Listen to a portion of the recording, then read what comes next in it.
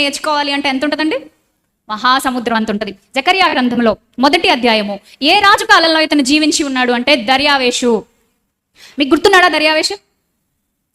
ఎవరు దర్యావేషు? దర్యావేషు అనగానే మనకు ఒక హిస్టారికల్ సెంటెన్సెస్ కొన్ని గుర్తొస్తాయి. అందరూ ఆశ్చర్యపోయి కొన్ని సందర్భాలు గుర్తొస్తాయి. Very good. నీవు నమ్మిన దేవుడు నిన్ను తప్పించాడు అంటాడు కదా. ఎవరితో? సింహం బోన్లో పడేస్తే సింహాలు తినేసినాయి అని చెప్పేసి మిగతా వాళ్ళందరూ మంచిగా డాన్స్ వేసుకుంటుంటే పొద్దున్నే వెళ్ళాడంట.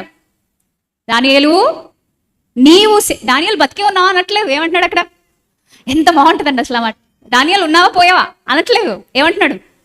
దానియేలు నీవు సేవించుచున్న దేవుడు నిన్ను రక్షించనా అంటే, రాజా రక్షించాడు నన్ను, నేను బాగానే ఉన్నాను, సింహాలు నన్ను బ్రేక్ఫాస్ట్ చేయలేదు, లంచ్ చేయలేదు, డిన్నర్ చేయలేదు, ఐఎమ్ సేఫ్ అని చెప్తున్నాడు అనమాట దానియేలు. అయితే వచ్చే పైకి ఇప్పుడు సింహాలు కాళ్ళు ఉన్నాయి కదా, కాళ్ళున్న ఆ కడుపుకి మంచి ఫీస్ట్ ఇచ్చేద్దాం. పైన వాళ్ళందరినీ తోసేశారు అంతే అందులోకి.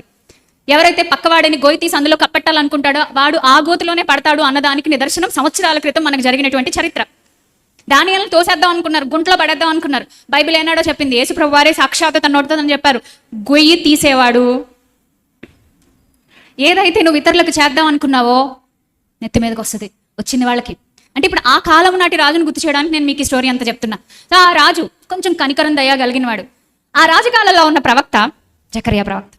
జకర్యా ప్రవక్తను గురించి ఈరోజు మాకు ఎందుకు గుర్తు చేస్తున్నారు మీరు అని అంటే, నేను మళ్ళీ చెప్తున్నా, రాజును గురించి, మన రాజును గురించి ఎక్కువ శాతం ప్రవచనాలు తెలిపినటువంటి గ్రంథం జకర్యా.